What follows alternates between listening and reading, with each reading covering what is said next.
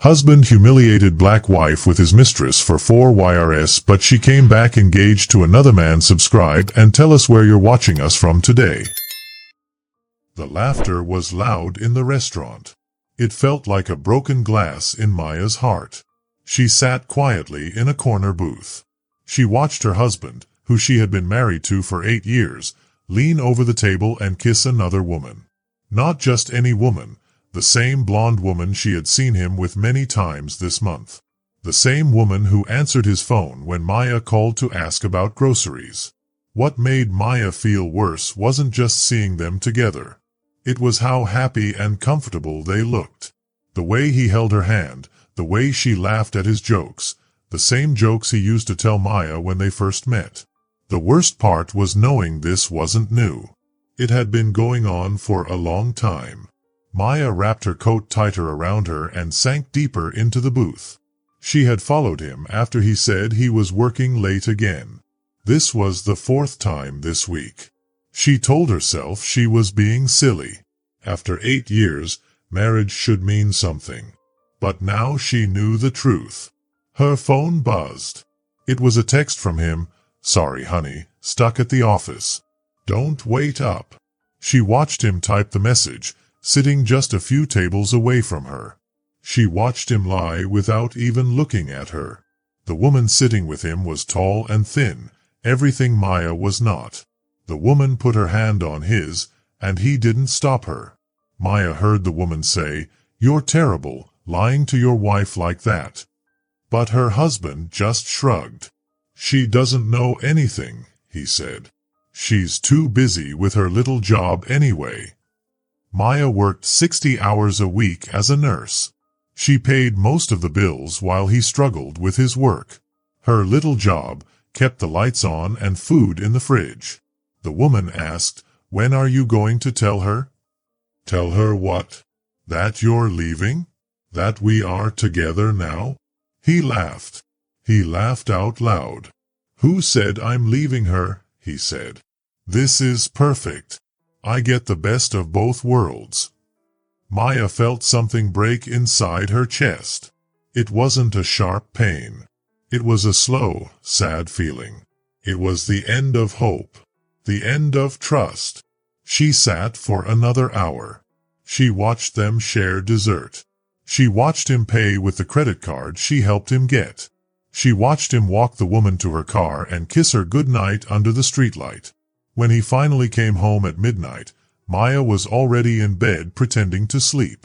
He slipped in beside her, smelling like perfume that wasn't hers. "How was work?" she whispered. "Exhausting," he said. "Big presentation tomorrow." Another lie. Maya knew his calendar better than he did. There was no presentation that night. Maya stared at the ceiling until the sun came up. She wasn't planning to get angry or to get back at him. She was planning to leave. To be free. To have the life she deserved. For the first time in 4 years of marriage, she saw herself clearly. She had been living as half a person, taking only crumbs while he fed full meals to someone else. She was tired of being grateful for his small attention and sorry for taking up space in her own life. The next morning, while he showered, she opened his laptop. She wanted to know how bad it was. How long she had been living a lie. The emails went back 4 years. 4 years of secret trips without her. 4 years of messages and photos of him and the other woman. Dinner receipts from nights he said he was with friends. Hotel bookings for weekends he said were work trips. The worst were the messages about Maya. "She's getting suspicious," he wrote 6 months ago. The other woman said, "Not yet. She still pays most of the bills. Honestly, she's so pathetic I almost feel sorry for her." Maya read the word pathetic 5 times. Her husband of 8 years thought she was pathetic. She printed everything. Every email. Every photo. Every receipt. Not to use in court. Not to fight him. But for herself. To prove she wasn't crazy. She wasn't imagining things. She wasn't the problem. When he came out of the bathroom, she was making breakfast like nothing had changed. "You're quiet this morning," he said, grabbing coffee. "Just thinking," she said. She looked at him. Really looked at him. The man she loved, trusted, and built a life with. The man who thought she was pathetic. She said, "It's strange how people can live together and be strangers." He wasn't listening. He was already on his phone, probably texting the other woman. "I'll be late again tonight," he said without looking up. "I know," Maya said quietly. And she did know. She knew everything now. That afternoon, Maya did something she hadn't done in years. She called in sick to work. Not pretending. Actually sick. She sat in her car outside the apartment building where she knew the other woman lived. She wasn't spying. She was understanding how her life had been built on lies. At 3 o'clock, she watched him walk into the building. At 6 o'clock, she watched them leave together for dinner. At 10 o'clock, she watched him kiss the woman goodbye and drive home. Home to Maya, his wife who paid the bills. When he came home at 10:30, Maya was waiting. "How was your day?" she asked. "Long, tiring. You know how it is." She nodded. "I do know. I know exactly how it is." Something in her voice made him look up from his phone for the first time in months. "Everything okay?" he asked. Maya smiled for the first time in 4 years. She felt honest. Everything is exactly as it should be. That night, after he fell asleep, Maya started packing. Not everything. Just the things that were truly hers, photos from before they met, books she bought with her own money, jewelry her grandmother left her. She was done being pathetic. Done being grateful for scraps. Done living half a life. Tomorrow she would start over. 3 days later, Maya found a small, clean apartment. It was expensive and stretched her budget thin, but it was hers. No shared name on the lease. No towels that said, his and hers. No pretending. She had been careful moving money little by little from their joint bank account to one he didn't know about. Not stealing. Just taking what was hers. 4 years of her paychecks had mostly gone to their life together. Now she needed something just for herself. The hardest part was acting normal when she came home every night. Making dinner. Asking about his day. Listening to his lies. One night she said, "Jenny wants to know if we're coming to her barbecue Saturday." He didn't look up. Can't. Work thing. Maya had called his office that morning, pretending to be a client.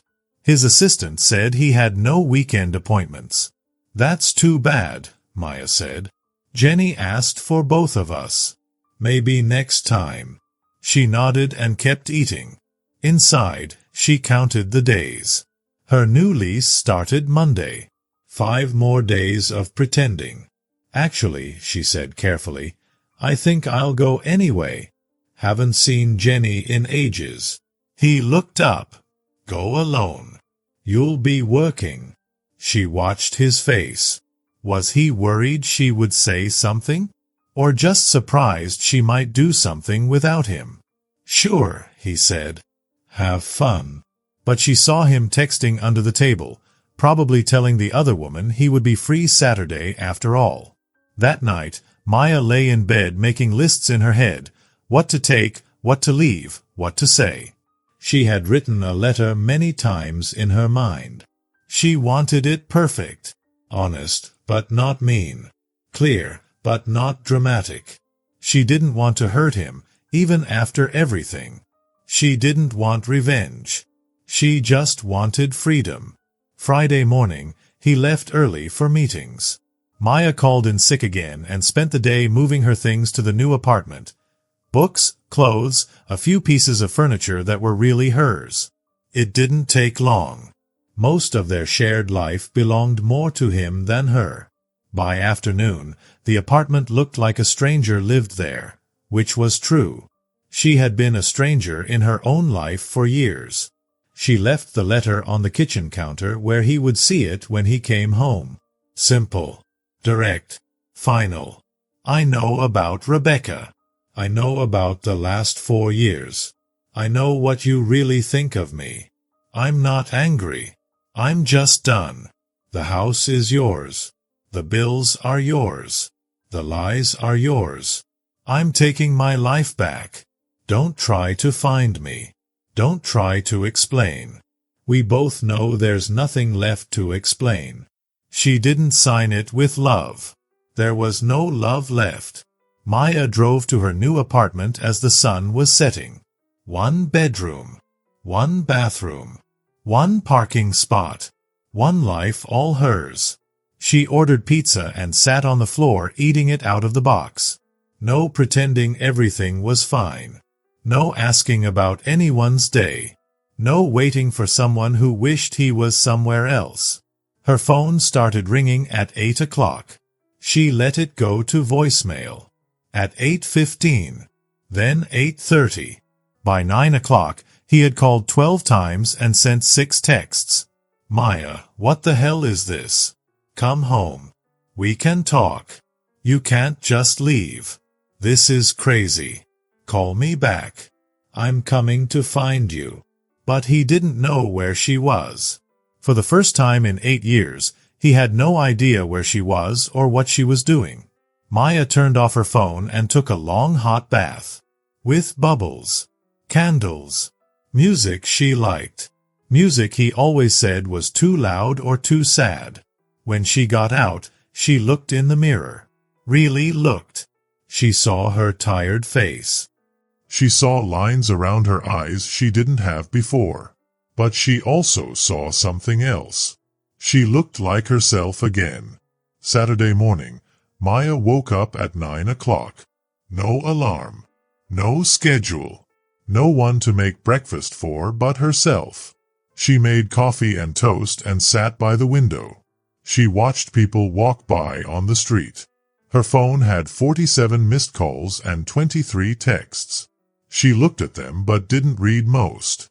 The messages all said the same things over and over. Apologies. Promises to change. Threats to find her.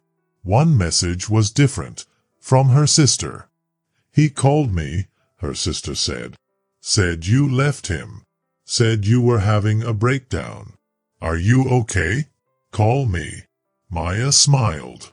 Of course he made her the crazy one. Not the man living a double life for 4 years. She called her sister back. Thank God. Are you okay? Her sister said. James said you just disappeared.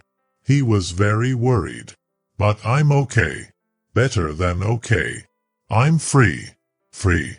What does that mean? He said, you left a crazy note and ran away. Maya took a deep breath. Her sister always liked James. She thought Maya was lucky to have him. He had a good job, a nice house, and seemed to love her. But James had been cheating on Maya for 4 years. She found out. There was silence on the phone. 4 years? Are you sure? Her sister asked. I'm sure, Maya said. But he seems so nice. He called me crying. Said he didn't know what he did wrong. He knows exactly what he did wrong, Maya said. Maya spent 20 minutes telling her sister about the restaurant, the emails, the lies, and the hotel bills. By the end, her sister was quiet. I'm sorry, her sister said. I didn't know. No one did. That was the problem, Maya said. What will you do now? For the first time in 4 years, Maya smiled a real smile. Whatever I want. The divorce papers came on a Tuesday. Maya signed them at her kitchen table in her small apartment. Next to her was a cup of coffee that got cold while she read the papers. James was not fighting. He did not want anything. He just wanted to finish it fast and quiet. Maya wondered if James's new girlfriend told him to choose or if he was tired of pretending he was sorry. It had been 3 months since Maya left James. 3 months of learning how to be alone but not feel lonely. 3 months of remembering who she was before she was half of something broken. The hardest part was not missing James. The hardest part was knowing there was little to miss. Maya worked a lot.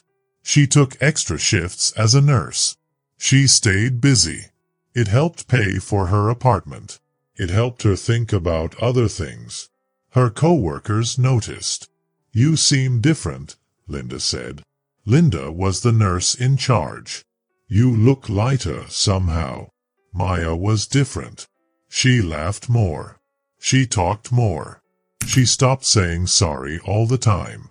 "Divorce looks good on you," Linda said with a smile. Maybe it did. Maya lost 15 pounds without trying. She slept better. The small worry that followed her for years was gone. She started therapy too. She wanted it for a long time but never had money before. When she had to support 2 people, there was no money for that. Dr. Peterson helped her. "You tried so hard to be loved," Dr. Peterson said one day. "But you forgot that you were already worth loving." Maya knew it was true. She spent 4 years trying to earn love that was never really there. Trying to be perfect, quiet, and thankful just to get some attention. "I used to think I was lucky," Maya told her doctor. "Lucky that someone wanted to marry me. Lucky to have a house, a husband, and a normal life." Now she knew she was just settling. The truth was James never really loved her. Not the real Maya. He loved the idea of her, the nurse who worked a lot and didn't ask questions, the wife who made his life easy and not hard. And Maya never really loved James either. Not the real James. She loved feeling chosen. Loved having someone to come home to. Loved not being alone. But being alone is not the same as feeling lonely. Now she was learning that. Maya's phone buzzed. A text from her sister. "Want to come to dinner Sunday? Mike's sister is visiting. She's going through a divorce too." Maya almost said no. She wasn't ready to be someone's sad story or hero. But then she thought about sitting alone in her apartment, eating takeout, and watching TV. "Sure. What time?" she texted back. Sunday dinner was a little awkward. Mike's sister Carol kept looking at Maya like she was trying to figure her out. "So, you just left?" Carol asked, over dessert. "Just like that. Weren't you scared?" Maya thought about it. She was scared, but she was more scared to stay. Carol nodded. "I keep thinking about leaving. But we have the house, the kids, his family likes me." "Those aren't reasons to stay married," Maya said softly. "Those are just things. But what if I can't make it alone?" "What if you can?" Maya asked. After dinner, Carol asked for Maya's number. "In case I need to talk to someone who understands." Driving home, Maya felt something change. She wasn't just the woman who left her cheating husband. She was the woman who chose herself. The woman who walked away from a life that was slowly hurting her. That felt like moving forward. At work on Monday, Dr. Martinez asked Maya to stay late. They had a hard patient. Mrs. Chen had been in the hospital for 2 weeks. Her family was having a hard time deciding what to do. Maya was always good with families in crisis. She knew how to be there without getting in the way. How to help without giving false hope. "Thank you," Mrs. Chen's son said when they stood outside her room. "You've been very kind to us." "It's my job," Maya said. "No, it's more than that. You really care." "That's rare." Walking to her car that night, Maya felt something she hadn't felt in years. Pride. Pride in her work. Pride in herself. Her phone rang as she got into her car. The number was unknown. "Hello, Maya, it's James." Her stomach dropped. 3 months of no calls, then this. "What do you want?" I signed the papers today. It's really over. It was over 4 years ago. We just made it official now. I know I messed up. I hurt you. But maybe we could try again. I ended things with Rebecca. I want to work on us. Maya sat in her car in the hospital parking lot. She listened to the man she once promised to love forever begging for another chance. James, there is no us. There never really was. Don't say that. We had good times. We were happy. You were comfortable. I was invisible. That's not happy. I can change. I can be better. I don't want you to change. I want you to be happy with someone who really wants the life you offer. That's not me. She hung up before he could say more. Maya sat in her car a long time after the call. Not crying, not angry, just relieved. The talk she feared was over. It was easier than she thought. She didn't want James back. She didn't want to try again. She didn't want the life that never fit her. For the first time since she left, Maya was sure she made the right choice. Starting her car, she drove home to her small apartment. Her quiet life. Her own space. Tomorrow she would work another shift. Help another family. Be useful in the world. Tonight she would make dinner for one and not say sorry for taking up space. 6 months after the divorce was final, Maya met Caleb. She wasn't looking for anyone. She thought she was better alone. She worked extra shifts, saved money, and thought about going back to school to become a nurse practitioner. But then Mrs. Alvarez came to the emergency room with chest pain. Her son ran behind the ambulance. "Is she okay?" "Please tell me she's okay," he said to Maya, still in his work clothes, hair messy. "We're taking good care of her," Maya said. "What's your name?" he asked. "Caleb Alvarez," she said. "He's all I have left," Caleb said. Maya had seen panic before. Held hands with worried family members. Given good news and bad news. But something about how Caleb looked at her made her want to do more than just her job. "Come sit down," she said. "Let me get you some water and tell you what's happening." She spent her break telling him about his mother's condition. Helped him call his job to say he wouldn't come back that day. "You don't have to do all this," Caleb said when she brought him coffee. "I want to," Maya said. And she realized it was true. Mrs. Alvarez was fine. The heart pain was from stress and too much coffee. They kept her overnight to watch her. Caleb never left the hospital. "You should go home," Maya said during her next break. "Get some sleep. She'll be here when you get back." "I can't. What if something happens?" Caleb said. Maya understood. She had felt that same scared worry when her own mother was sick years ago. "I'll keep an eye on her," she promised. "I'll call you if anything changes." Caleb looked at her for a long moment. "Why are you being so kind to us?" The question surprised Maya. When did being kind become so special that someone would ask why? "Because everyone deserves someone who cares," she said simply. Caleb went home for a few hours. Then he came back with flowers for the nurses and a thank you card for Maya. "You made the worst day better," he wrote. "Thank you for seeing us as people, not just another case." Maya kept the card in her locker. Not because she liked him that way, but because it reminded her why she became a nurse. 2 weeks later, she saw Caleb in the grocery store. "Maya," he smiled. "How are you?" "Good. How's your mom?" "Great.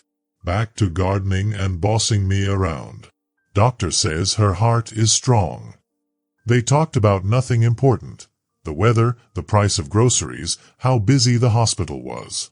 "I should let you get back to shopping," Caleb said. "Yeah, I should," Maya said, then stopped herself. "Actually, do you want to get coffee sometime?" There's a place near the hospital that's not too bad. She surprised herself by asking. She hadn't dated since the divorce. She didn't want to. I'd like that, Caleb said. A lot. Coffee turned into dinner. Dinner turned into a movie. The movie turned into long walks and long phone calls.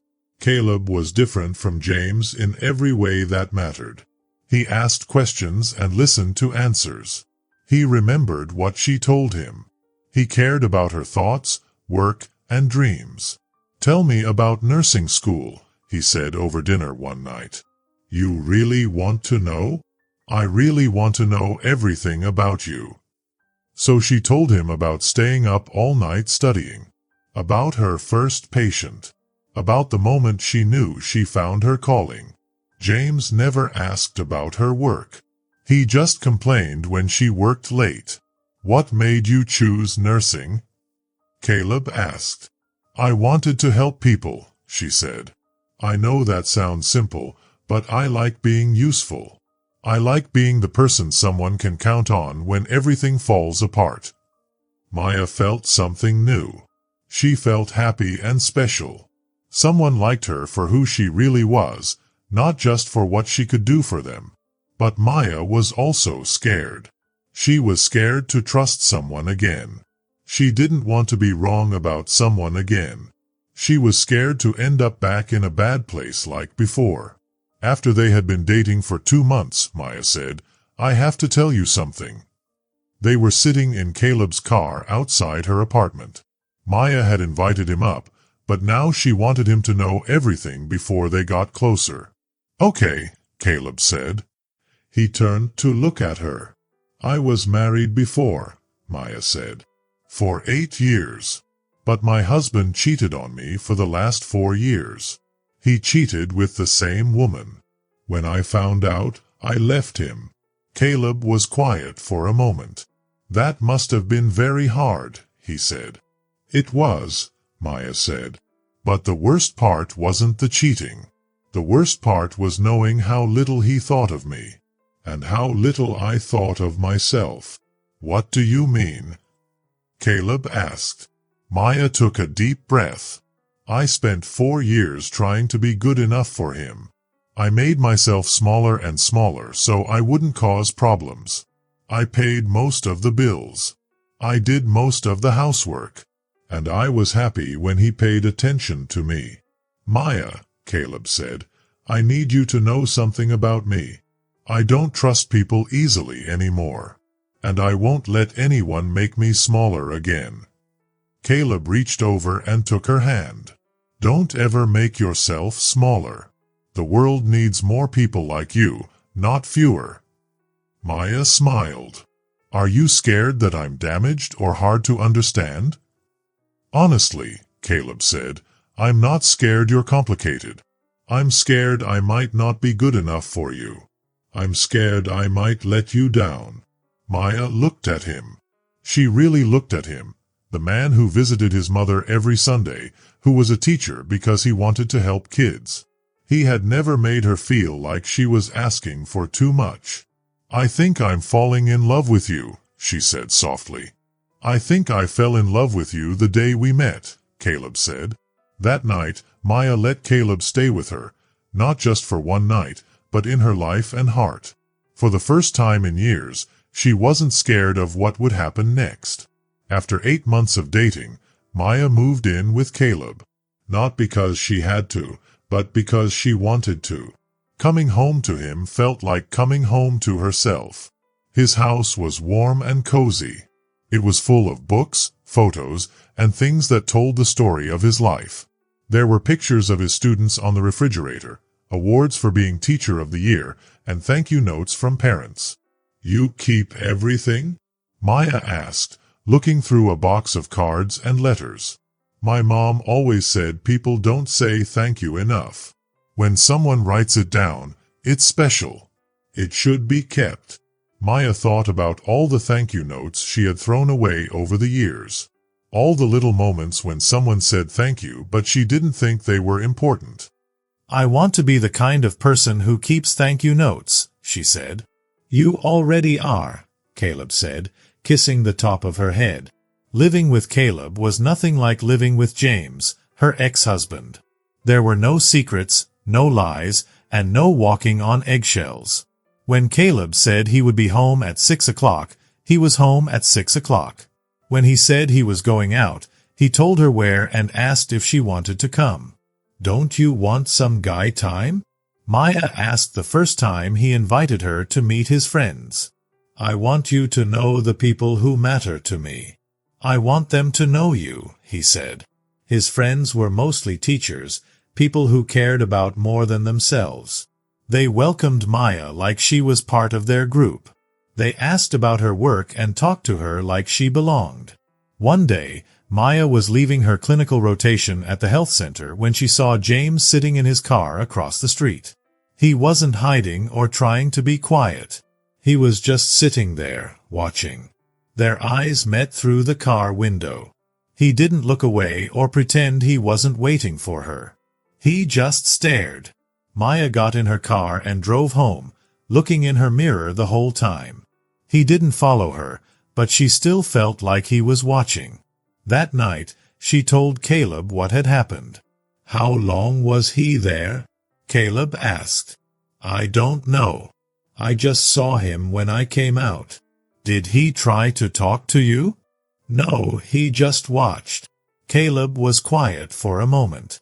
"Maya, I think you should tell the police. Sitting in a car and watching you, that's stalking." "He wasn't stalking me. He was just there, watching my workplace." "That is stalking," Caleb said. Maya knew Caleb was right, but part of her felt like she was overreacting. James had never been violent or mean like that. Not violent. "Let me think about it," she said. But she didn't have to think for long. The next day, James was there again.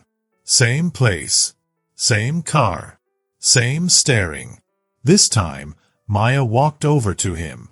"What do you want, James?" she asked. He rolled down his window. Up close, she saw he looked older and thinner, like he wasn't taking care of himself. "I want to talk to you," he said.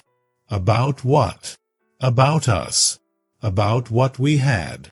"We don't have anything," Maya said. "We haven't had anything for over a year." "That's not true. You can't just erase 8 years of marriage." Maya looked at him sitting in his car outside her work. For the first time, she felt sorry for him. Not enough to change anything, but sorry that this was what his life had become. "James, you need to stop. Stop coming here. Stop watching me. It's not healthy for either of us. I just want to understand. What did I do that was so bad you can't forgive me?" The question was so strange that Maya almost laughed. "You had a 4-year affair. You lied to me every day. You called me pathetic." "I never called you pathetic," James said. "I read the emails, James. I know exactly what you called me."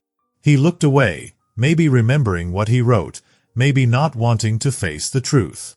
"People make mistakes," he said quietly. "That wasn't a mistake. That was a choice. 4 years of choices. So you're just going to throw away everything we built together?" "We didn't build anything. You built a lie, and I lived in it. But I'm not living in it anymore." Maya started to walk away, but James called after her. "Is it him? The teacher? Is that why you won't talk to me?" She turned back. "This has nothing to do with Caleb. This is about me choosing to live honestly. I could be honest now. We could start over." "I don't want to start over with you. I want you to leave me alone." She got in her car and drove away. Her hands shook, not from fear, but from anger. Anger that James was making her life smaller again. Making her look over her shoulder. Making her worry about things she shouldn't have to worry about. That night, Caleb helped her file a police report. Not because James had threatened her, but because his behavior was getting worse. Because Rebecca was right, He wasn't the same person he used to be. What happens now? Maya asked the police officer. We write everything down, the officer said. If he keeps bothering you, we can give you a restraining order. And if he doesn't stop, we can arrest him. Maya hoped it wouldn't come to that.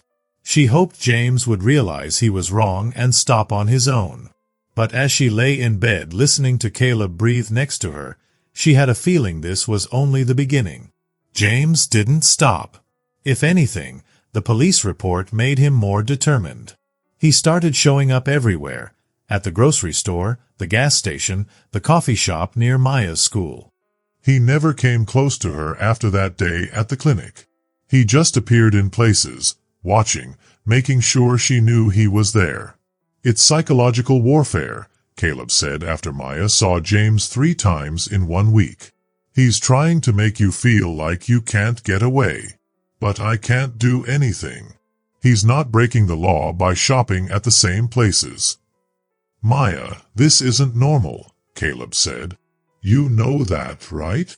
She did know, but knowing and knowing what to do were different things. Maya started changing her routines, different grocery stores, different gas stations, different coffee shops. It helped for a while, but then James would find her new places, and it started again. I feel like I'm being hunted, Maya told Dr. Peterson during therapy. You are being hunted, Dr. Peterson said. That's exactly what's happening. But why now? It's been over a year since I left him. Why is he doing this now? Because now you're happy, Dr. Peterson said. Now you're doing well. Now you're showing you're better off without him. Dr. Peterson was right. Maya was happy, happier than she had ever been. School was hard but good. Her relationship with Caleb was everything she wanted. Her life was full and her own. Maybe that was what James couldn't stand. The harassment kept going for weeks. Maya wrote down everything: dates, times, places, pictures when she could take them. The police said they were building a case, but it was slow. We need proof of him talking to you or threatening you, the officer said. Just being in the same places isn't enough for a restraining order. Maya understood the law, but she didn't understand how James could make her feel so scared without doing anything wrong. Then, one Tuesday in November, everything changed. Maya was leaving her pharmacology class when she saw James waiting by her car. We need to talk, he said. No, we don't. You need to leave, she said. I'm not leaving until you listen. Maya looked around. Other students were walking to their cars, talking and laughing. Normal people, living normal lives. She wanted to be normal again. 5 minutes, she said. But not here. Not alone. They went to the student union building. Maya picked a table in the middle of the cafeteria, where many people could see them. Talk, she said. I know I messed up, James said. I know I hurt you. But we were good once. We were happy. You were happy. I was just trying to survive. That's not true, Maya said. Do you remember our last anniversary? Our 7th. James looked confused. What about it? You forgot. Completely forgot. I made dinner plans, bought you a gift, got dressed up. You came home at 10 o'clock and asked why I was so dressed up. I was busy at work. You were with Rebecca. I know, because I found the hotel receipt later. James was quiet. Do you remember what you said when I told you it was our anniversary? He shook his head. You said, all right, sorry. We'll do something next weekend. But we never fixed things because you didn't care. You hadn't cared for a long time. I cared, but you didn't. You just cared more about someone else. It wasn't like that, James said. Then what was it like? Tell me so I can understand why you gave up 8 years of marriage for someone you don't even love anymore. James looked down at his hands. When he looked up, His eyes were red. "I don't know," he said softly. "I don't know why I did any of it. That's not good enough. What do you want me to say? That I was stupid? That I was selfish? That I ruined the best thing in my life for no reason? Fine. All of that is true." Maya felt something she didn't expect. It wasn't forgiveness. It was pity. "James, you need help. Real help. This isn't about me anymore. It's about you. You can't accept that some things can't be fixed. So, that's it? You're just going to give up on us?" "There is no us. There hasn't been for a long time." Maya stood up to leave, but James grabbed her wrist. "Don't touch me," she said sharply. He let go right away, but people were staring. Someone at the next table even took out their phone. "I'm sorry," James said. "I didn't mean to. I just need you to understand." "I understand perfectly. You made your choices. Now I'm making mine." Maya walked away, leaving James alone at the table. That afternoon, Maya got a restraining order. This meant James couldn't come closer than 500 feet to her home, her work, or her school. If he did, he would be arrested right away. For the first time in months, Maya felt like she could breathe. "How do you feel?" Caleb asked as they drove home from the courthouse. "Free," Maya said. "Actually, free. But this freedom had a price." Maya realized she had spent so much energy worrying about James, looking over her shoulder, changing her routines to avoid him. Without that worry, she felt lighter, but also empty. "I don't know what to do with myself," she told Caleb. "I've been so busy avoiding him that I forgot what it feels like to just live." "Then let's live," Caleb said. "Let's do all the things you were too scared to do." They started small. Maya went back to her old grocery store, her old coffee shop, and her old routines. The first few times, she still looked around, expecting to see James watching her. But he wasn't there. Slowly, Maya began to feel relaxed. She worked hard in school again. Her grades got better. She joined study groups and even made new friends. "You seem different," said her study partner Lila. "More confident." Maya was more confident. For the first time in over a year, she felt like herself again. Christmas came and went quietly. Maya spent it with Caleb and his family. It was loud and warm, everything her marriage never was. Caleb's mother hugged Maya from the start.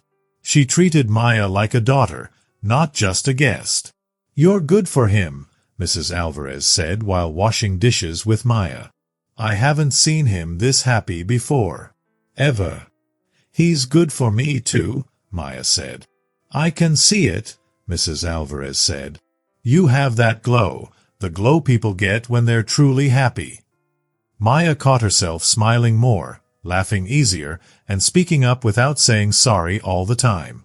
She was becoming the person she was meant to be all along. In January, Maya started her last semester of nurse practitioner school. The clinical rotations were hard, but she loved the work. She loved the responsibility, the challenge, and helping people. "Have you thought about what kind of work you want to do?" asked Dr. Patel, her clinical teacher.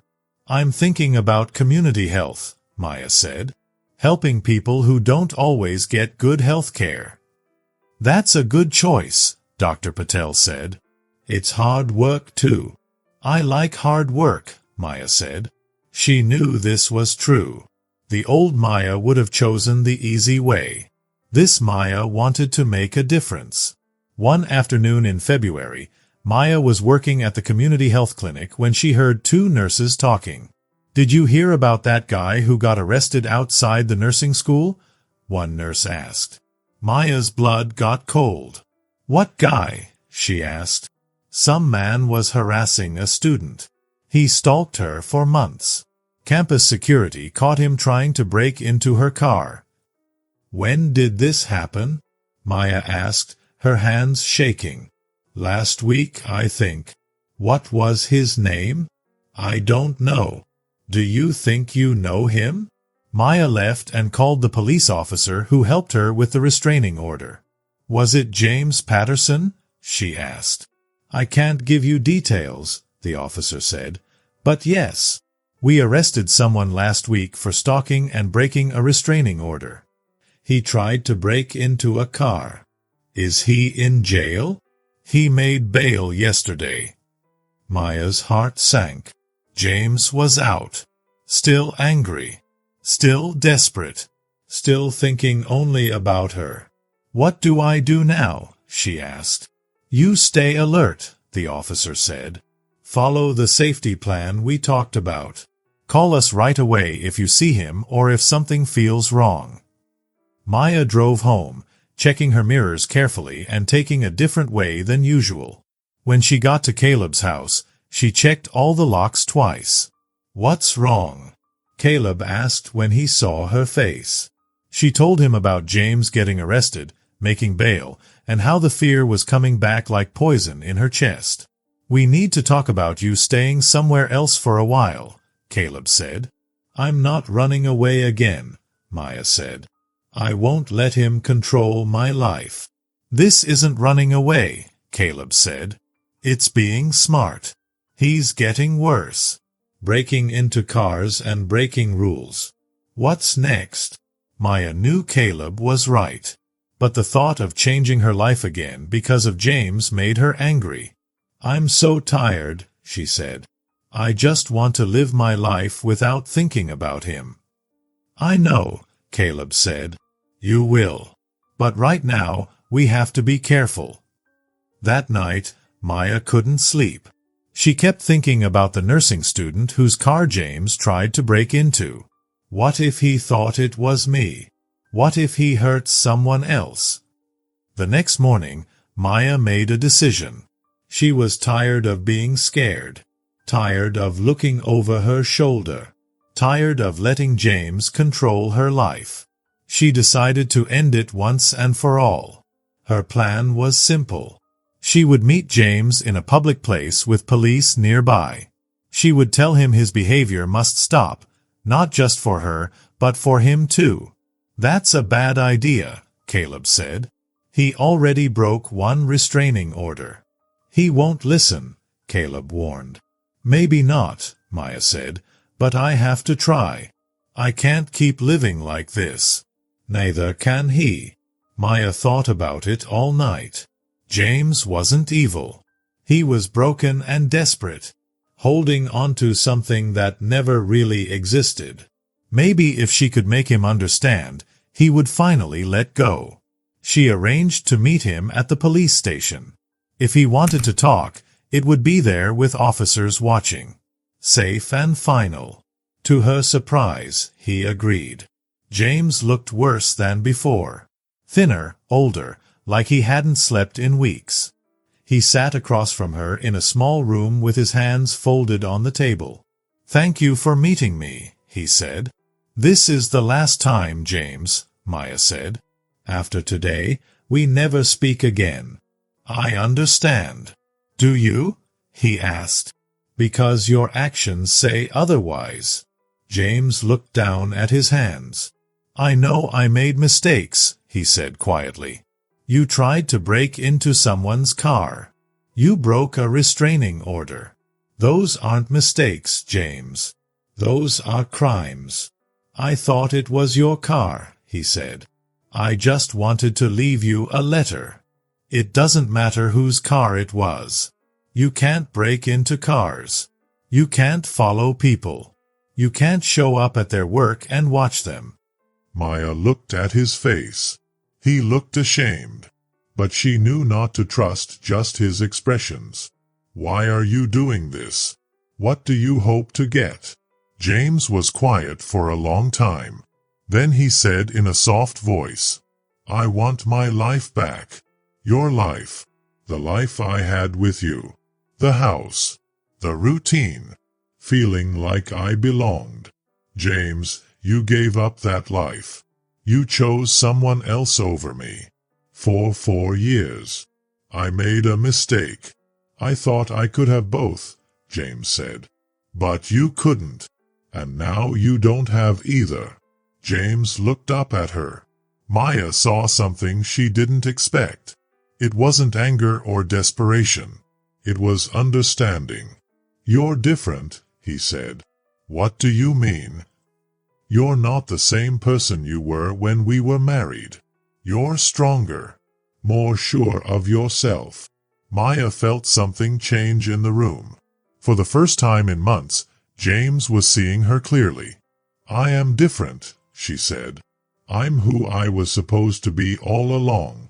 Did I ever let you be that person? James asked. Maya was surprised. She thought he would argue or make excuses. But no. No, she said. I kept you small because I was scared you'd realize you were too good for me. Maya looked at him. In all their years, James had never been this honest. And then I made sure you saw it, James said. I treated you badly, so you had no choice but to leave. James, I'm not asking for forgiveness. I know I don't deserve it. I just want you to understand that I know what I lost. I know what I threw away. Maya felt tears in her eyes. Not for their marriage. It was over long ago, but for all the years wasted. I understand, she said. But understanding doesn't change anything. I know. I just needed you to know. They sat quietly for a moment. Outside the room, Maya could hear phones ringing and people talking. Life was going on. What happens now? James asked. Now you get help. Real help. And you leave me alone so I can live my life. And if I don't, then you go to jail. And I still live, just with less worry. James nodded slowly. I don't want to go to jail. Then don't. It's hard to let go. I don't know how. You learn. You talk to someone. You find out why you can't let go of something that was never really yours to keep. Maya stood up to leave, but James spoke again. Are you happy with him, Maya? He asked. Maya thought about lying to protect James's feelings. But she had spent too many years protecting James and not telling her own truth. Yes, she said. I'm very happy. Good, James said. You deserve to be happy. So do you, but not with me. Maya left the police station feeling lighter than she had in many months. It was not because she thought James would change for sure, but because she finally said everything she needed to say. That evening, Maya and Caleb went to their favorite restaurant to celebrate her graduation. This was the same place where they had talked about second chances almost 2 years ago. How do you feel? Caleb asked as they waited for dessert. Free, Maya said. Finally, completely free. Do you think James will leave you alone now? Caleb asked. I think so, Maya said. I think he understands that what we had is really over. And if he doesn't, then we will deal with it. But I'm not going to worry about what James might do anymore. Caleb reached across the table and took her hand.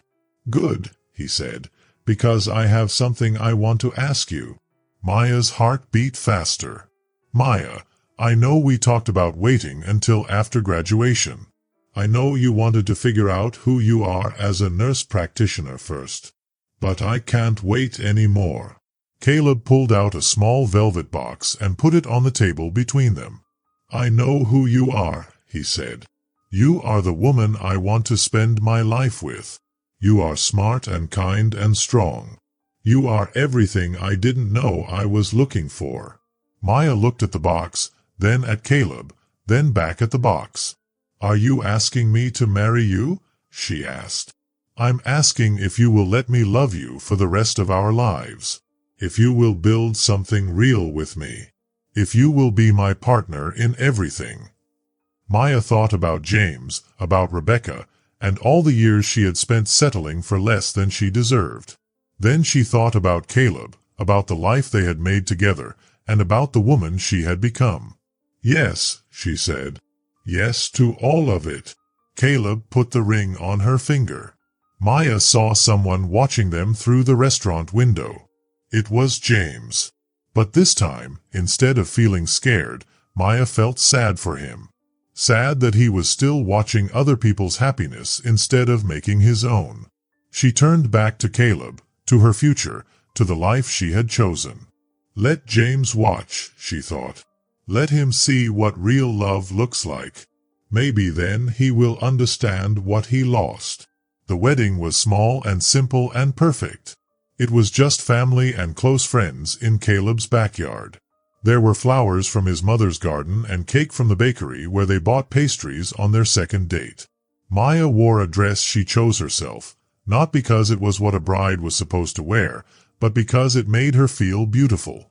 Caleb wore the suit he wore to his college graduation, the one that made him look like the teacher he was proud to be. "You look happy," Maya's sister said as they got ready that morning. "I am happy," Maya said, and she really meant it.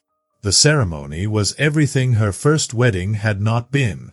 It was honest and joyful and focused on the promises they were making, not on a show. When Caleb said his vows, he used words he wrote himself. He talked about choosing her every day, about supporting her dreams, about being partners in everything. Maya cried tears that came from pure happiness. "I promise to never make you smaller," Caleb said, making her laugh through her tears. "I promise to love all of you, especially the parts of you that are still growing." Maya's vows were simple. "I promise to trust you with my heart. I promise to build a life with you that is honest and real. I promise to choose you every day, just like you choose me." When the minister said they were husband and wife, Maya felt something she never felt at her first wedding. She felt complete. Not because she was half of something now, but because she was whole and wanted to share that wholeness with someone who was whole too. The reception was in the same backyard with string lights, music, and dancing on the grass. Maya danced with Caleb, with his father, and with her sister's husband. She laughed until her cheeks hurt. She ate cake with her fingers and felt like herself. Around 10 o'clock, when the party was ending, Maya went outside to get some fresh air. The night was warm and the stars were bright. She could hear the laughter and music coming from the backyard. It was a beautiful wedding. Maya turned and saw James standing at the edge of the property. Not close enough to scare her, but close enough to be seen. "James, you can't be here. The restraining order." "I'm not on your property. I'm on the street," James said. "Technically, that's legal." Maya looked at him. "You seem different. Calmer. Sadder. But not desperate anymore. What do you want?" "To apologize," James said. "To really apologize?" Maya asked. "Not for what I wanted from you," James said, "but for what I did to you." "You already apologized," Maya said. "Not properly. Not completely." Maya looked back at the house. She saw Caleb through the window, talking to his mother and laughing at something she said. "My husband. My partner. My choice," Maya thought. "You have 5 minutes," she said. "I've been going to therapy," James said. "Real therapy. Trying to understand why I did what I did. Why I couldn't let go. I think I was afraid. Afraid that if you became who you really were, you would leave me. So I tried to stop you from becoming that person." Maya said nothing. "But you became her anyway. You became who you were supposed to be. And I was right. You did leave me. But not because you changed. Because I never let you be yourself in the first place. James, I'm not telling you this because I want anything from you. I'm telling you because you deserve to know that what happened wasn't your fault. You weren't too much or not enough or any of those things I made you feel." Maya felt tears in her eyes. Not for James. Not for their marriage. But for the years she believed she was the problem. "Thank you," she said quietly. "I'm going to leave you alone now. Really leave you alone. I'm moving to Portland next month. Starting over somewhere new." "Good. I hope you find what you're looking for." "I hope so too." James looked at the house, the lights, the laughter, and the life Maya had made. "He's a good man, isn't he?" James asked. "The best." "Good. You deserve the best." James turned to leave but then stopped. "For what it's worth, I think you were always this person. This strong, confident woman. I just spent so much time trying to tell you that you weren't. Maybe I convinced myself too." "Maybe," Maya said. "But it doesn't matter now." "No, I suppose it doesn't." Maya watched James walk away, get into his car, and drive out of her life for the last time. She felt something she did not expect. Not relief or victory, but peace. Caleb came outside and stood next to her. "Everything okay?" he asked. "Perfect," Maya said, taking his hand. "Everything is perfect." They went back inside together, back to their wedding party, back to their friends and family, and the life they chose together. Later that night, as they lay in bed in their new house, the house they bought together, the house that belonged to both of them equally, Caleb asked Maya how she felt. "Like myself," she said. "Finally, completely like myself." "And how does that feel?" Maya thought about the woman she was when she was married to James. Small, quiet, always sorry. She thought about the woman she had become. Strong, confident, proud to be herself. "It feels like coming home," she said. Caleb kissed her forehead. "Welcome home." Maya smiled in the dark. Home was not a place or a person. It was a feeling, the feeling of being fully known and fully loved for exactly who you are. She had spent so many years looking for that feeling in the wrong places, with the wrong person, in the wrong ways. But now she had found it, not because someone gave it to her, but because she gave it to herself. And that, Maya thought as she fell asleep in her husband's arms, was the best revenge of all. Not to hurt the person who hurt her, but to live so fully and happily that their opinion didn't matter anymore. She had chosen herself. She had chosen love. She had chosen a life that was honest and real and all her own. And James would have to live knowing what he lost. Not just Maya, but the chance to be part of something real, the chance to love someone completely and be loved completely back. That was his punishment. His consequence. His burden to carry. Maya was free now. Free to be happy, free to be loved, free to be exactly who she was meant to be. Finally, completely, joyfully free. Thanks for watching. If you liked the story, don't forget to subscribe, like, and share your thoughts in the comments. Check out our other videos too. See you in the next one.